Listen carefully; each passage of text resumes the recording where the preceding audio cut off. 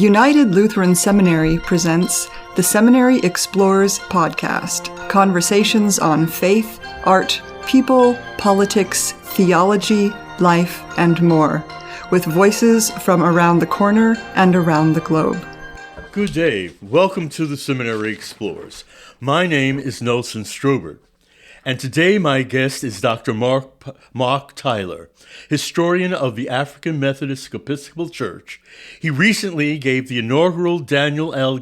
Payne Lecturer at United Lutheran Seminary on the Gettysburg campus.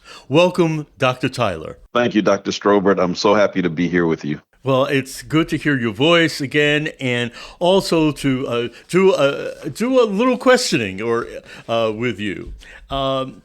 First of all, the title of your lecture was Bishop Daniel Alexander Payne, Apostle of Education of the AME Church, the Gettysburg Years. Could you share with our audience who was Daniel Alexander Payne? Wow. Well, listen, I don't know that we have enough time to actually say who Daniel Payne was, so we're going to go with as we say these days, the thumbnail version. Okay. Bishop Daniel Payne was the sixth elected and consecrated bishop in the African Methodist Episcopal Church. He was born a free person of color in 1811 in, of all places, Charleston, South Carolina, where he grew up completely surrounded by the institution of slavery. He was orphaned at a very young age. Even before he was a teenager, he lost both of his parents.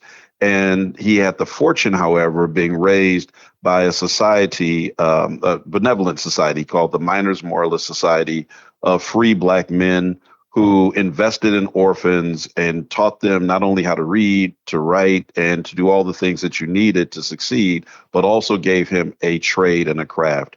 Payne grew up, left the South, became the first Black student at Gettysburg Seminary, and went on to have a tremendous career in ministry, including being, I would argue, the second most important bishop in the life of the AME Church in the sense of accomplishments, only after Bishop Richard Allen. Oh, okay. Well, yeah, that's quite a comment about his life. Then, what do you think the significance of the Gettysburg experience was for Payne and his life? Sure. So Payne was an early intellectual. I mean, you kind of think of a Daniel Payne in ministry.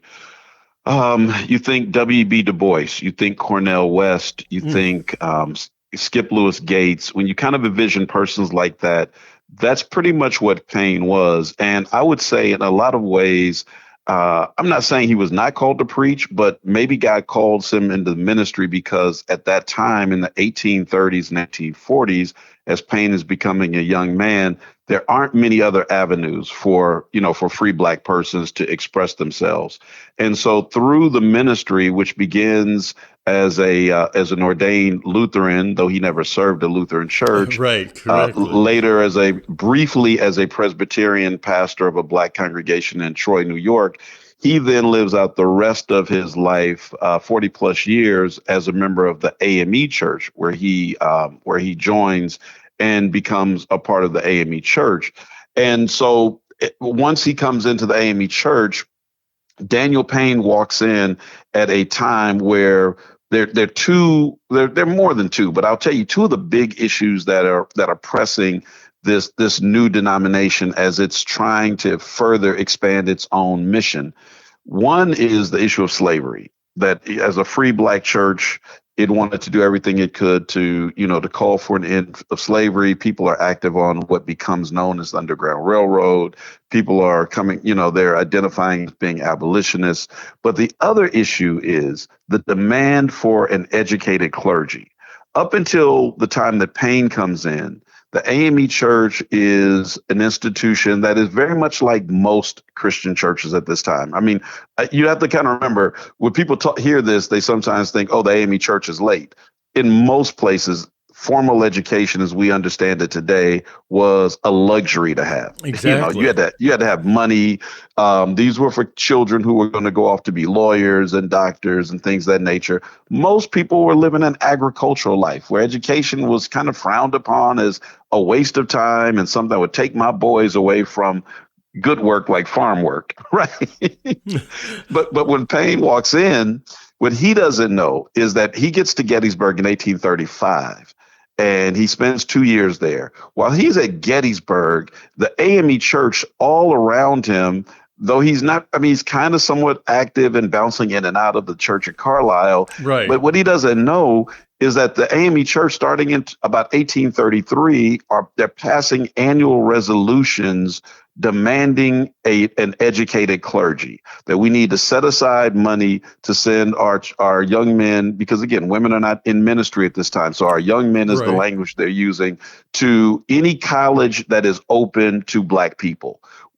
Furthermore, we need to develop a course of study that will help our clergy move from just simply preaching by inspiration and stories they've heard about the Bible, but being able to read it themselves, to exegete the text, and all of the things that you expect of seminary trained people.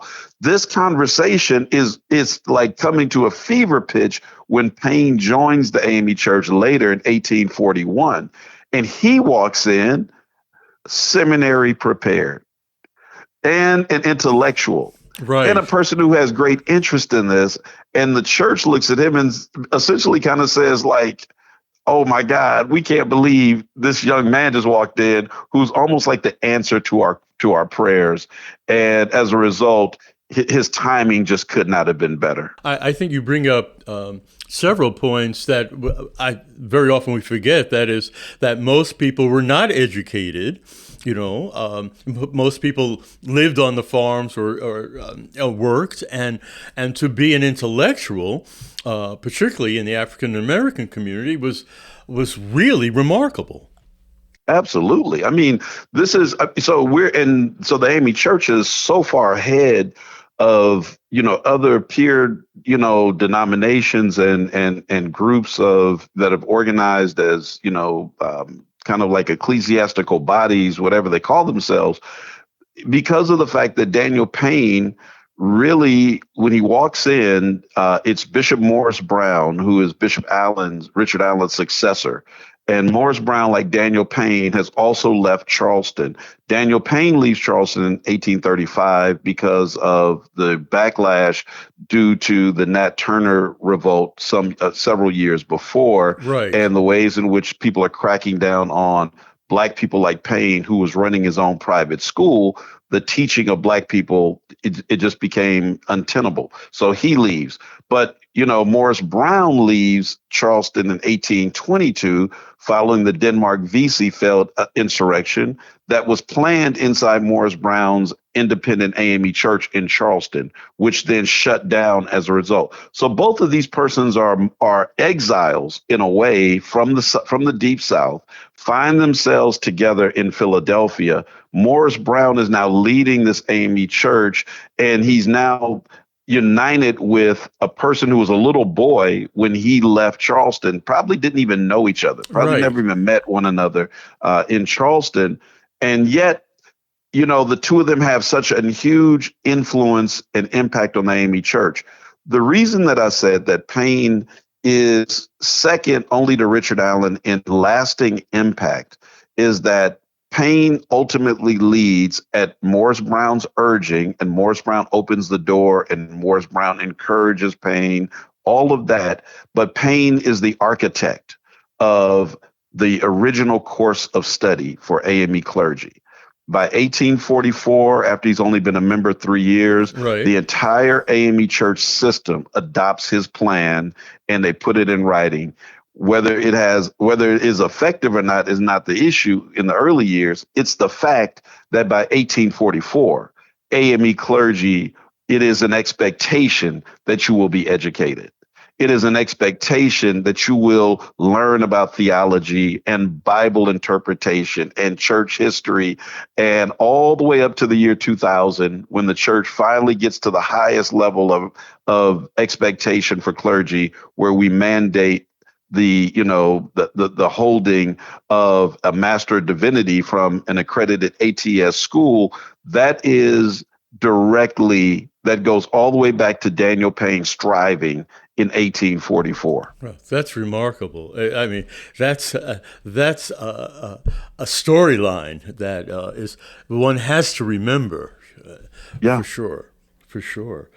Well, let me just, and I know you have another question, but I want to just add though and the reason I think it has such impact is that it sets the AME Church apart from peer organizations. Because even before 2000, when we mandated an MDiv, the culture of the church was already one where if you wanted to, I mean, I'm talking about 50, 60 years earlier, Okay. that people understood if you want to really succeed in the AME Church and you want the bishop to promote you, you have to have a seminary degree, period. Okay. Like it was not mandated, but again, the expectation was we're not going to hand over our biggest churches and our biggest congregations, the most important places. And so you go all the way back, and the bishops all the way through the 20th century are graduates of Boston University and Boston Theological School, and any place that would open up in addition to our own schools, Payne Seminary, Turner Seminary, Dickerson Seminary,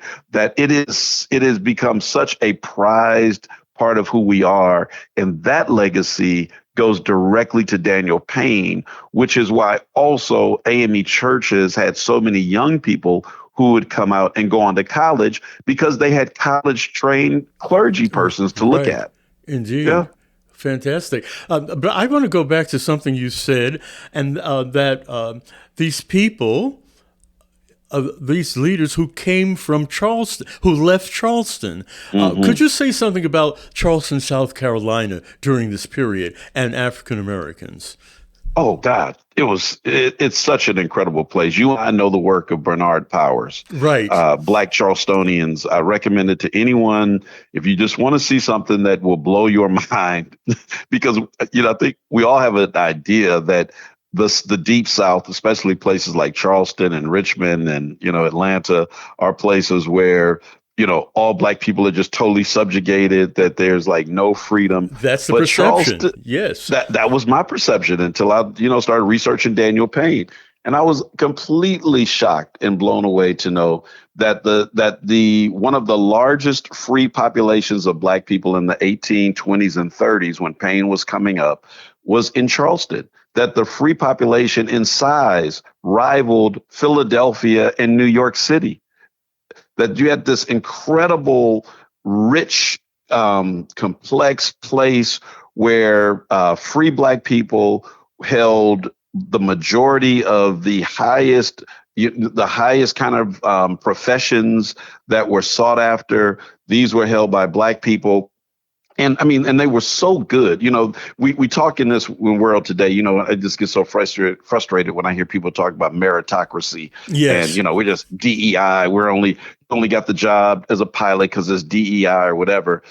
But the truth is, kind of the first DEI attempt was in places like Charleston, because white legislators were trying to pass rules and laws against Black people going in these professions because they had become so good that white people in Charleston would take their business to Black carpenters and Black tailors and to Black professionals instead of their white counterparts, because it's America. You want the best product. You don't care who does it, right? Yeah, just give it. And the only way. Correct. And the only way they could even compete then was to try to knock these people out of the professions. Or in some cases, at one point in Charleston, for example, they even passed a law to cap the wages that these freed Black people could even demand. In addition to the large free Black population, you had a very independent enslaved population that would at times live in an apartment in town, that, these persons were, quote unquote, rented out by their owners, but were given tremendous latitude, raising families independent of their plantation in relative kind of like a virtual pseudo freedom / enslavement that defies kind of what, you remember from the movie Roots or the book Roots. It's a different place.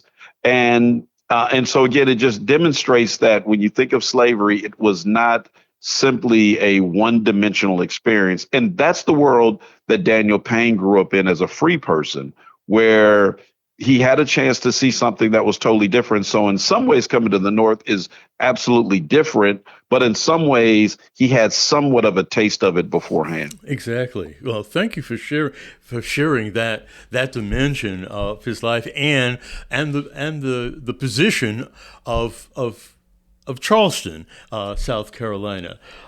As you mentioned in the introduction, you were in Gettysburg to give the Daniel Payne Lecture.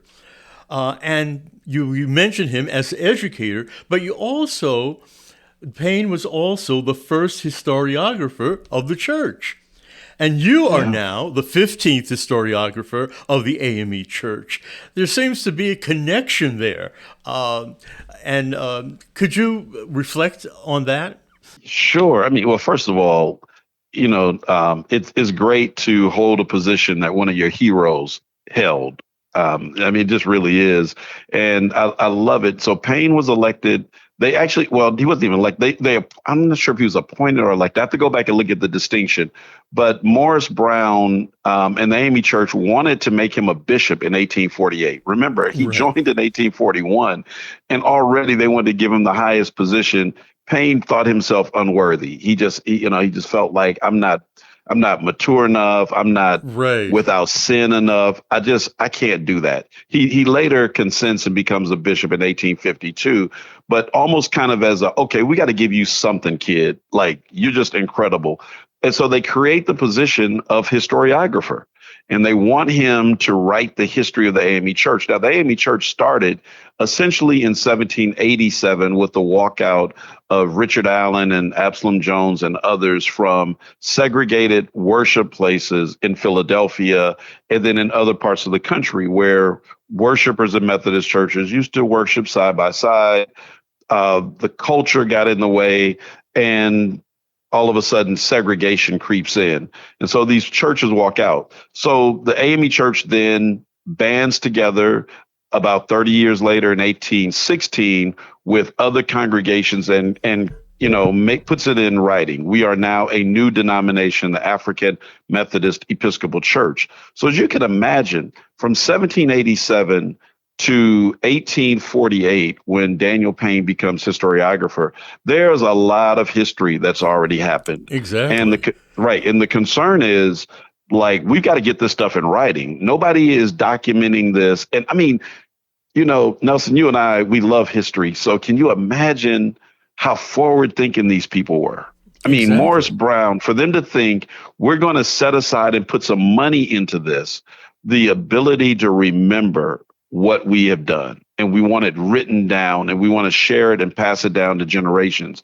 And so Payne spends his next 4 years traveling the length and the breadth of the African Methodist Church, such as it was at that point. And he begins to talk to all of the old timers, like, tell me, is this true? Right. I heard this. Is this really real? And he gives, what's interesting is he finally writes the history of the AME Church, which is published shortly before his death. He dies 1893. And so shortly before his death, he publishes the actual first volume of the AME Church. Right. And the methodology that he uses, he really uses the introduction to tell how he gets these stories and how he comes to these conclusions, which is, as a researcher, it is wonderful to know and to see his footsteps. So it's, but he took it so serious. Once he became bishop, he never let go of being historiographer. He kind of held both positions at the same time. And again, it comes to fruition with volume 1. And then one of his disciples, who later became a bishop as well, Bishop Charles Spencer Smith, writes volume 2 as almost a tribute to his mentor, Bishop Payne. Going further into this, as a historiographer, what are your responsibilities? Well, the responsibility is still the same as it was at 1848. It is to essentially be the steward of the history of the church. And I mean, look, Daniel Payne had to worry about the church in the Western Hemisphere and a little bit of West Africa at that point. But we are now in 39 countries and counting. And we know so much about the history in the United States. I hope that a part of my legacy will be to learn more about the AME Church outside of the United States, to travel like Payne did, but not just in the U.S., but to go to places like Mozambique and Zambia, South Africa, all through the Caribbean, and to begin to sit down with persons who know the story that we should know. Like if you're an AME and you're preaching, for example, at the end of a Founders Day sermon, you can run through a litany of the names of the saints in the AME Church, like Richard Allen and Right. Flora and Sarah and Henry McNeil Turner. We just kind of, it's a beautiful litany. We don't know those names. That every country the AME Church exists has a list of names like that themselves. And those stories need to be known in a very common way. And I think it will help us. One quick story, if we have time. Okay, please. Okay, so in Zambia, for example, which was a part of Rhodesia, during their fight to resist colonialism, one of the bishops told me, I was working on a documentary film 15 years ago or so, and he tells me, because he's a native of Zambia, and he says, kind of remarking about the AME Church's role in America with the Underground Railroad, that they had something similar. And he said that there is a church that is still in existence in Zambia, close to the capital, in Lusaka, I believe. And he says that during the colonial fighting, they dug a tunnel from the church, AME Church, out to the street. And that the freedom fighters would fight with the colonial rulers, and then they disappear into the tunnel, which led into the AME Church. Oh. And because the AME Church was an American institution, those Zambians were pastoring and making up the membership, it put it in a weird kind of place that it had somewhat protected status. And I've heard the same story from South Africans as well during apartheid. Well, the pastor of the church, I met the current pastor about a year or two ago. I was asking him, I said, hey, do you know about this church? When I found out he's from Zambia, he said, yeah, I pastor that church now. Oh, I was like, what? I said, is the story true? He said, yes, the tunnels, all of that is true. And I'm thinking like, oh my God, what an incredible legacy from Richard Allen that people have taken and kind of exported out this desire to utilize the church in this fight and quest for freedom. Wow. So I think that's my job. I do documentary films. So I hope to have an entire series on a number of different projects, persons that need to be documented, right. Places like I just talked about, storylines and themes. I want to encourage people who are writers to sit down and do writing projects as well. And then also to help in preservation projects with AME Church properties around the world, especially here in the U.S., where some of our oldest properties exist and often are in danger of losing those buildings. Oh, okay. Okay. Thank you for sharing that. I can't believe our time is almost over, and I would like you to reflect on the fact that Payne was theologically trained. And what do you think is Payne's legacy for our church, for our churches, no matter the denomination? What is his legacy for us today? Oh, I think Payne's greatest legacy is that a person does not have to sacrifice the emotional and the emotional part of worship, which even Payne would recognize that is real, for the intellectual part. Okay. There's an expression that I hear oftentimes in churches when pastors or guest preachers are introduced, right? Mm-hmm. So they'll say, we have today Nelson Strobert. He holds a bachelor's from this school and a master's from here and a PhD, and was tenured faculty at Lutheran Seminary in Gettysburg, and so they go through all your academic credentials, and then they'll end with, but none of that matters right now because now he is here to preach. Right? Okay. And so it's almost like, yeah, he's educated, but we don't want to hear that side. We want to hear the heart side. But for Payne, the head and the heart were always inseparable. That both informed one another. And that that you could not truly preach without your intellect, but you also could not truly preach without your heart. And that the two of those, and so I think the lasting legacy for anybody that picks up a book on Daniel Payne, like your book, I recommend it to people. Look up Nelson Strober, look his book up, and the other works on Daniel Payne. People will quickly discover that is something that was central for him. That you don't have to abandon your mind because God gave us our minds, and that the greatest way that we can honor God is to develop our minds. And yet we don't sacrifice the fact that God also gave us the heart that we feel. I mean, John Wesley, founder of Methodism, said of his conversion experience, my heart felt strangely warm. Richard Allen said it this way. He said, my dungeon shook, my chains flew off. And so that there is room for great emotionalism and great intellect in the same person, in the same sermon, in the same worship experience. And I would say if there's any lasting legacy of Daniel Payne, and there are others, but I would think that's his greatest. Okay, well, this has been it's been a delight to talk with you and to expand on what you said when you lectured on the Gettysburg campus of United Lutheran Seminary. So I want to thank you for sharing again.